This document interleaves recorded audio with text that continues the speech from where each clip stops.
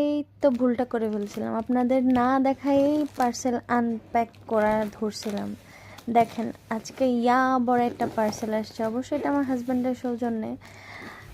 সে বলে আমি নাকি মোবাইলের প্রতি খুব বেশি অ্যাডিক্টেড হয়ে গেছি, এই জন্য আমার সময় কাটানোর জন্য সে আমাকে কাজ দিছে। এখন এই কাজের জন্য কি লাগবে, অবশ্যই জিনিস লাগবে।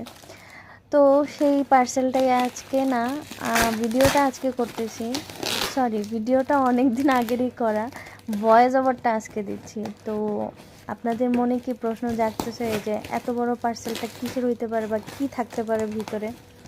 হ্যাঁ অবশ্যই থাকতেই পারে। তো আমি মনে হয় একটু বেশি কথা বলতেছি, কথা না বলে চলেন দেখা যাক কি আমার জন্য পাঠাইছে।